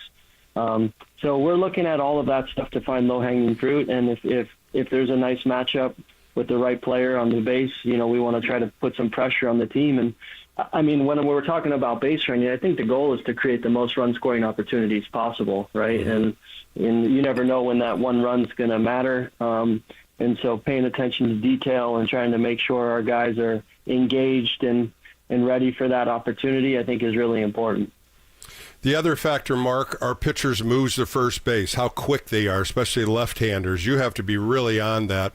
Is that something you study also as new teams coming in, every pitcher on the opposing staff and what kind of moves they have? And some of them might be quicker than others, and some of them might be a little slower where you can get a bigger lead.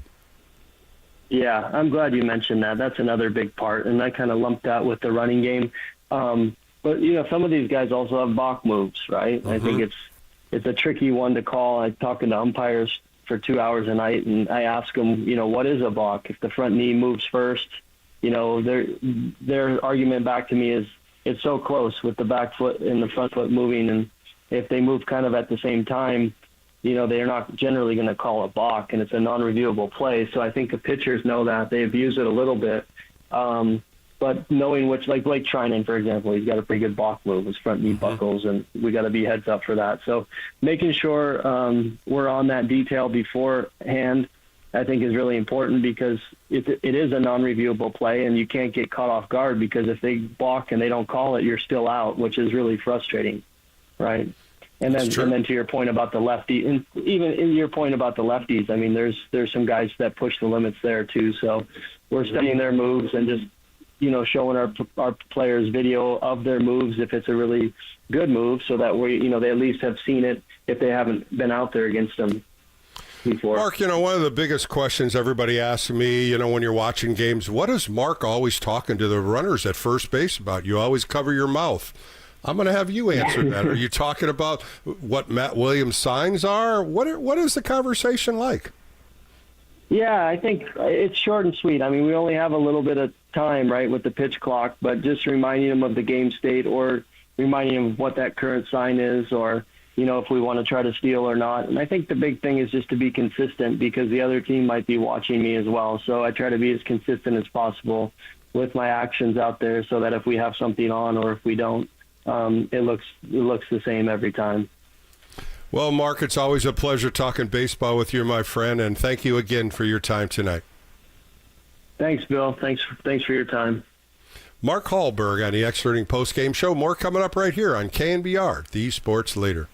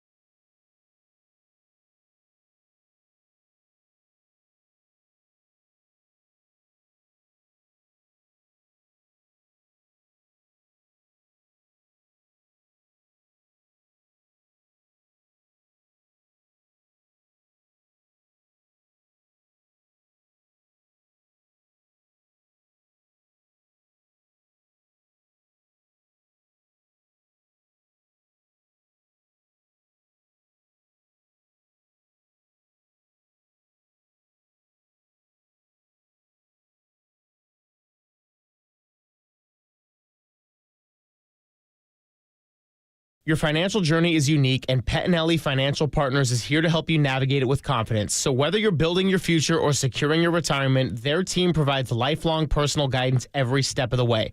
Start planning your financial journey today. Learn more at PettinelliFP.com. The financial consultants at Pettinelli Financial Partners are registered representatives with and securities offered through LPL Financial, member FINRA, SIPC. Investment advice offered through Stratus Wealth Partners, a registered investment advisor. Stratus Wealth Partners and Pettinelli Financial Partners are separate entities from LPL Financial.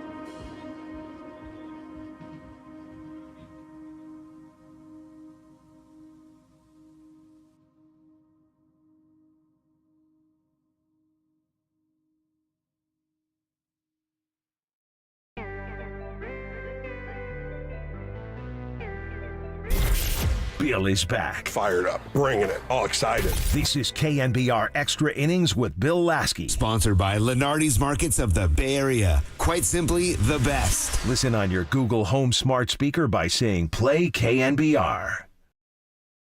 Ramos lines one into right center field, base hit. Coming to third and rounding third, Adames. Robles' throw is offline. Adames will score standing. The catcher, Raleigh, had to come way up the third base line to take the throw. The Giants are on the board. Elliot Ramos, that beautiful right center approach that he has. He drives in the first Giants run of the day. It's 2-1. All right, back on the Extra Inning post-game show on a Sunday evening. Giants win today at Oracle 5-4. A walk-off hit by Wilmer Flores. And what Dave Fleming was talking about, Elliot Ramos with the first RBI. He's on a 9-game hitting streak. Some great at-bats in the fourth inning, and complimentary to Mike Yastrzemski hitting a 3-run home run to complement that in the fourth inning. And the Giants took a 4-2 lead.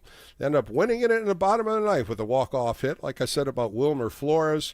Jordan Hicks, Randy Rodriguez, Tyler Rogers, Eric Miller, and Camilo Duvall were the pitchers for the Giants as they win their 7th straight. Now on to Cincinnati. The Reds are coming into town. Hunter Green on the hill tomorrow against Logan Webb. First pitch right here at 6:45. My next guest, if you were a pitcher, a young pitcher, a college pitcher, any type of coach out there that understands pitching, you want to hear this conversation I had with Jamie Moyer. 25 years in Major League Baseball pitching. He didn't throw hard. He really didn't. He never got a ball over 90 miles an hour, maybe sometimes not even under 80 miles an hour. But when you listen to how he prepares for a game, how he takes the adrenaline out of the game, how he slows the game down, some really good pitching situations that we're going to talk about. I love talking pitching, as you all know, and this is a good conversation that Jamie Moyer and I had. He's in the Hall of Fame with Seattle. He was an All-Star, a World Series champion, and he has done so many charity things for people. He won the Roberto Clemente Award in 2003. Coming up next, my conversation with one of the best pitchers in Major League Baseball, Jamie Moyer, right here on KNBR, the Sports Leader.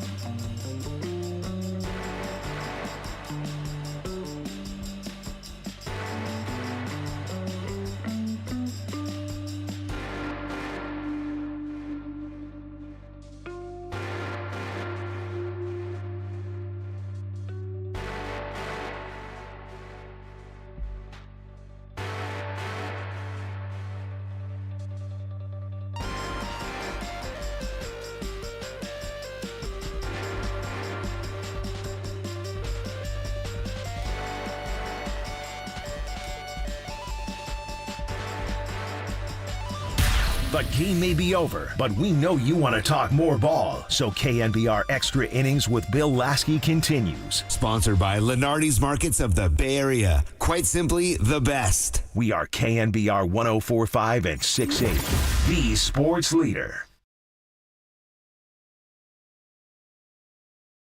Welcome back to the Extra Inning Postgame Show with Bill Laskey. I'm excited to have my guest back on.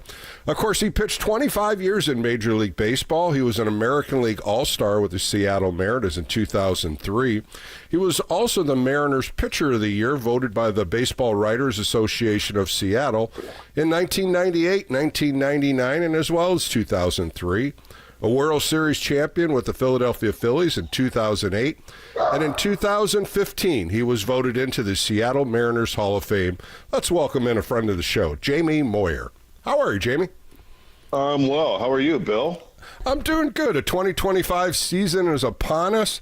Both teams, the Seattle Mariners as well as the San Francisco Giants, had opening day already. 5 times when you were with the Seattle Mariners, you had opening day. Tell me a little bit about the thoughts going into that game.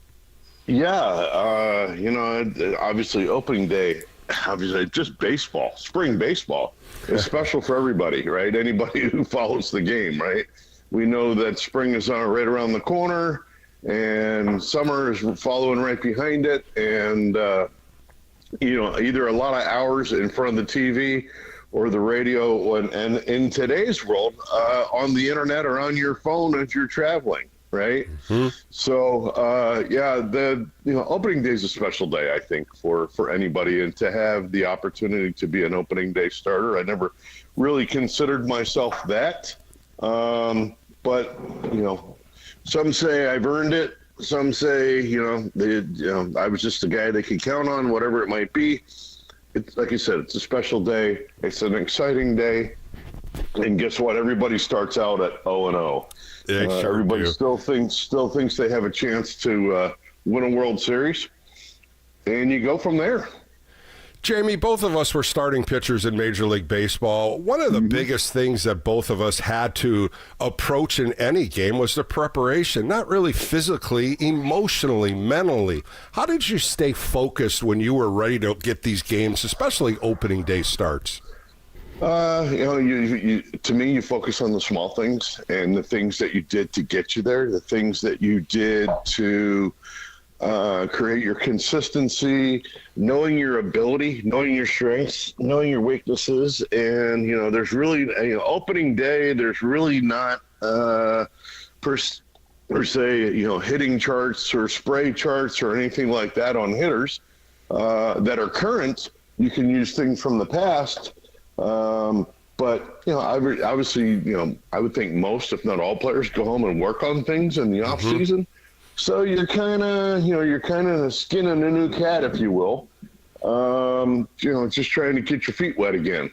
But to me, again, it's just focusing on the things that you can control. I think that's what's really, really important. You can't do I can't do things that Bill Laskey did, and Bill Laskey can't do things that I did. Correct. So well said, too. Jamie Moyer joining me on the Extra Inning Postgame Show. We always talk about in-game. How do you approach it? How do you get the adrenaline to slow down when you get into positions when it's first and second and nobody out? What were some of the things that you did to kind of slow the pace down, slow the heartbeat down? Breathing is important, I think. Self-talk. And I think a huge one for me was self-awareness. Awareness of the game, awareness of the situation, what part of the game we were in, as a deeper, you going through around a second at bats, or I almost hate to use this word or this phrase, around the third at bats. That doesn't happen too often anymore with starting pitching. But, you have an awareness. What did I start this guy off with? What did I get him out with? What did he get a hit with? Does this manager like to do certain things in certain situations? Tom Kelly, I can tell you, when he was with the Minnesota Twins, if there's a big situation happening in the middle of the game and a guy just hit a double who had decent speed, within the next 3 pitches, they were trying to get him to third base. As Jose Reyes with the Mets got on base, and David Wright was at the plate, they were, within the first 3 pitches, they were trying to get Jose Reyes to third base, because there's far more ways to score from third than there is from second. And you're only 90 feet away. I was just going to say, Jamie, watching the situations that come apart in a game and unraveling is one of the things, young pitchers, they just don't have that thought pattern. They don't have that experience to step off and understand what's going on and how you can change the dilemma of the game. How can you change the outlook? How can you change the momentum of the other team? What did you do in those situations? Speeding up the game, slowing down the game, taking more time between pitches. Again, you were allowed to pick the first base as many times as you wanted. If you had a speedy runner or, somebody that was active at first base, you could wear them down a little bit, throw the ball over 3, 4, 5 times, or throw 2 times and then step off and then quick pitch. And, so you can, again, you have the baseball in your hand, and you should be in total control of the game. The only other thing you can worry about is doing your job, getting ground balls, try to get fly balls when necessary. And I wasn't really a strikeout guy, but every now and then, you need a strikeout. You might have to climb the ladder. You might have to pitch in. You might not. You might get ahead of a guy and see if he'll chase you off the plate. You had an arsenal of 5 different pitches: a sinker, a cut fastball, curveball, slider, changeup. First pitch strikes. You did it so many times. When you look at your career, just over 1,000 walks and over 4,000 innings. When you look at what you do, what you did, and how you're successful, first pitch strikes had to be one of the first things you thought of. Most definitely. The Cubs really instilled that. When I first signed in '84, the Cubs really instilled that into us. And then on our pitching, in the minor leagues, we had to keep a pitching chart. When you weren't pitching, you were keeping a pitching chart on somebody who was pitching. So number one, it kept you in the game. And number two, if you're paying attention, you could actually learn some things about pitching, and you could learn things about hitters. And, we kept track of first pitch strikes, 2-0 counts, 3-0 counts, 3-1 counts. We tallied all that. And then, afterwards, you'd sit down and maybe not that day, the next day, you'd sit down and you'd look at those charts and you looked at things that, that you could better yourself in, or any patterns that that you caught yourself getting into. There's so many, in this wonderful game, there's so many little games or so many mind things going on during the course of a game. And to me, that's when you start to learn that, and you start to understand that, and you start to understand who you are, that's when it becomes really fun. Mm-hmm. Jamie Moyer joining me for a few more minutes on the Extra Innings post-game show. We always talk about battery mates. You've had some great catchers in your career: Jody Davis, Chad Kruder, Dan Wilson, of course, is the biggest name with the Mariners. Mm-hmm. How important was it to get on the right mindset with them, and how to set up hitters, and what you like to throw in different situations of the game, as well as what they thought they could change your aspects, and what they thought they could maneuver a little bit and change a couple different pitches that they like?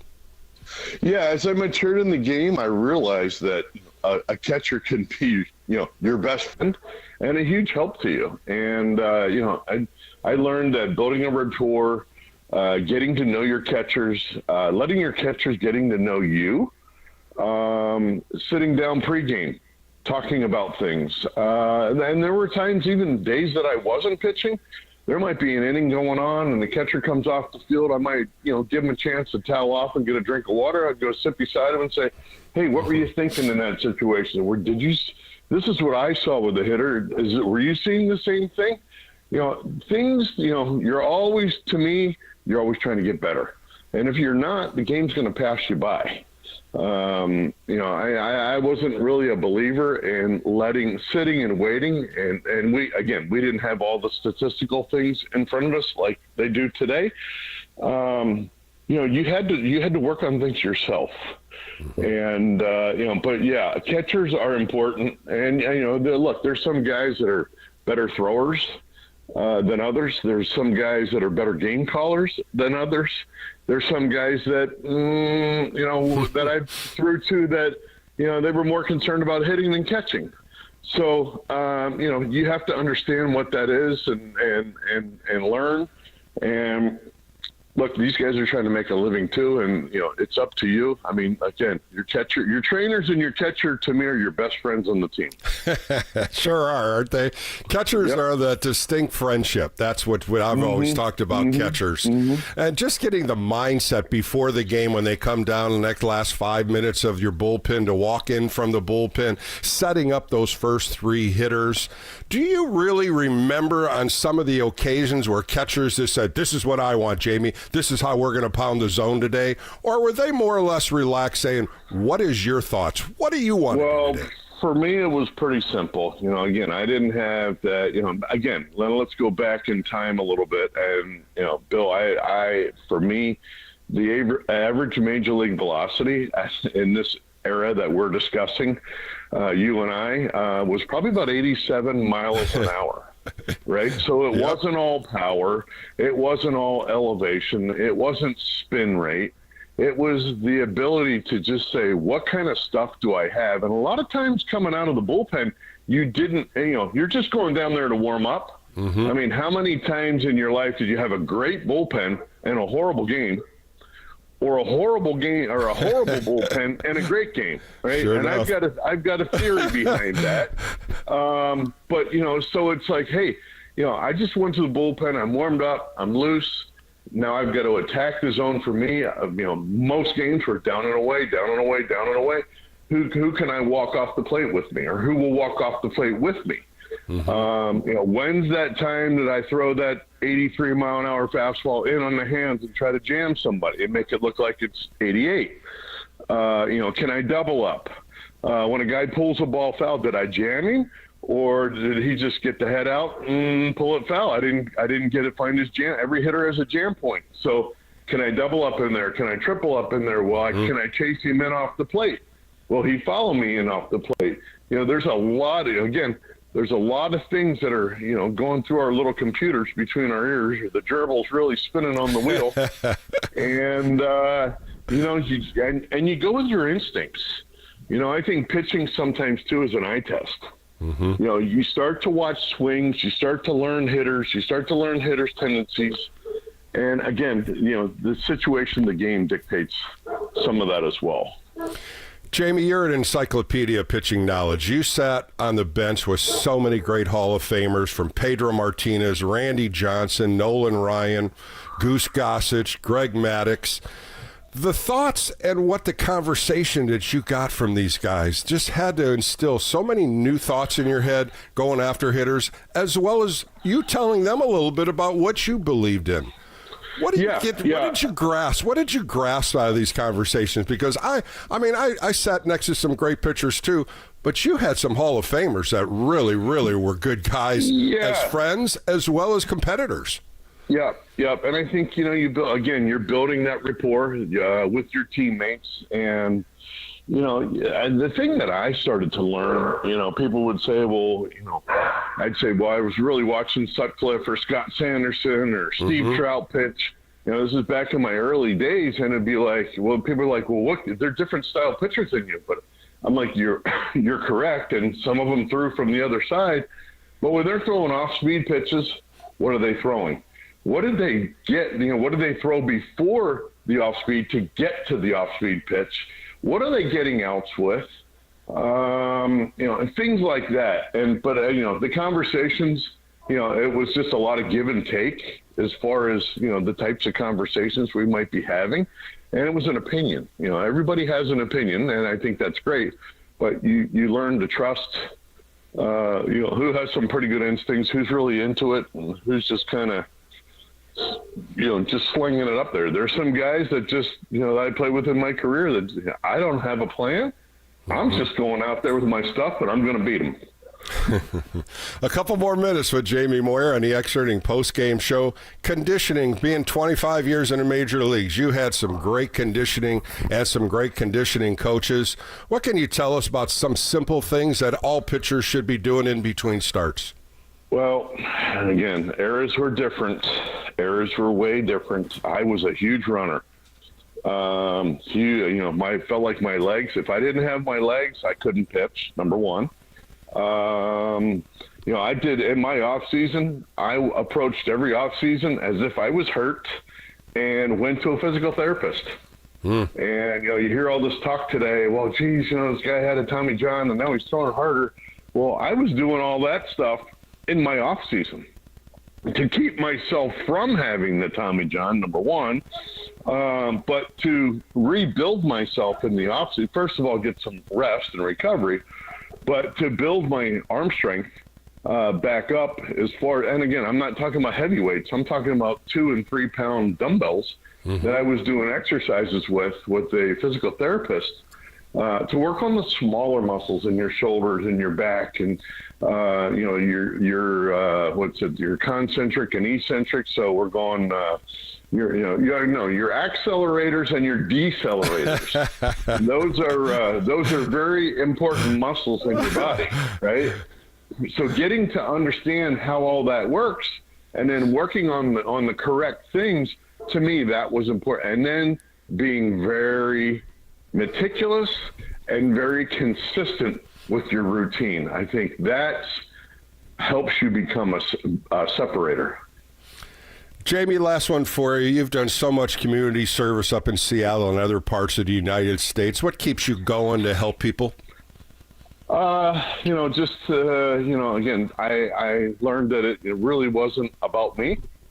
It was about maybe bringing a smile to somebody else's day, allowing them to forget maybe something they were dealing with or going through, or a family member was going through. And when you can bring a smile to somebody's face, or a conversation, a cup of coffee, a meal, whatever, a walk, a handshake, an autograph, whatever it might be, they're small gestures, right? But being able to do that and make a difference in somebody's life, I felt was very, very important. And it's part of becoming a role model in a community as a professional athlete. Well, Jamie, you have a golden heart in doing that, and I appreciate your time today. Keep it going, my friend. All right, Bill, take care, and have a wonderful season. That was Jamie Moyer on the Exerting Postgame Show. More coming up right here on KNBR, the Sports Leader.